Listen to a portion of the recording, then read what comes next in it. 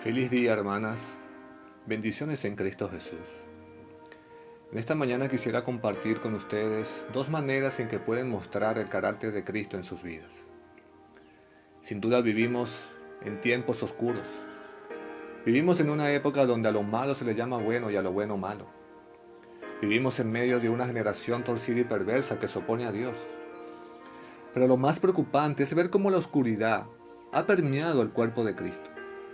La iglesia ha permitido que aquellas mentiras se introduzcan en sus creencias y sin duda alguna, algunos creyentes han dejado de ser la luz de este mundo. El apóstol Pablo escribe a la iglesia en Filipos para animarlos a ser lumbreras en medio de un mundo tenebroso.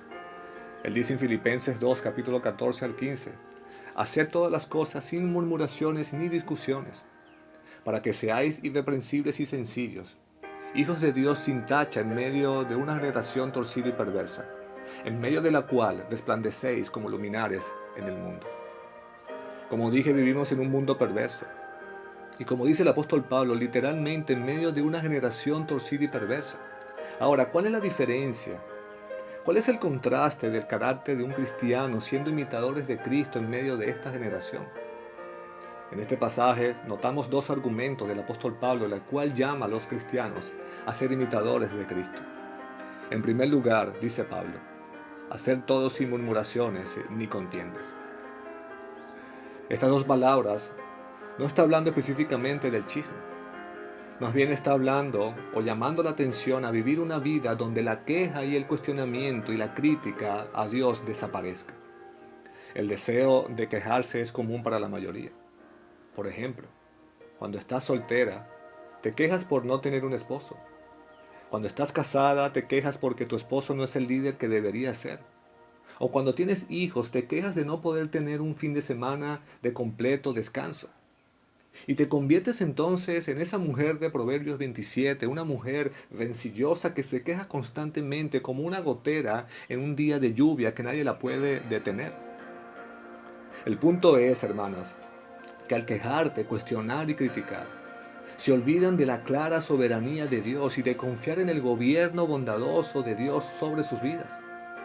Se están quejando de lo que Dios soberanamente ha elegido para ustedes, y la queja y la crítica, el cuestionar, se puede estar convirtiendo en un pecado crónico que debes combatir hoy mismo para ser imitadora de Cristo. Sé que no es fácil no quejarse. Sé que no es fácil no murmurar. Y puede haber muchas situaciones que sean de tristeza y lleven a hacerlo, pero el llamado del apóstol Pablo es que no lo hagan a pesar de lo difícil que sea la situación, sino que confíen en Dios y tengan gozo en medio de la angustia al abrazar su voluntad sin murmurar contra Él. Lo segundo que dice el apóstol Pablo es siendo irreprensibles y sencillos. Y la idea del apóstol Pablo con ambas palabras es decir que ser imitadores de Cristo es ser alguien que exhibe una conducta intachable en todos sus asuntos. Un creyente que no es culpable de conductas impías y actitudes pecaminosas que manchen su testimonio. Ahora se entiende que no se trata de una persona libre de pecado, porque en ese caso nadie podría calificar.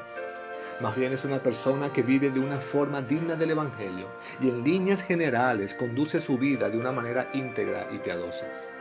La pregunta que les hago hoy, hermanos, ¿es su vida radicalmente diferente a la vida de los incrédulos que están cerca de ustedes?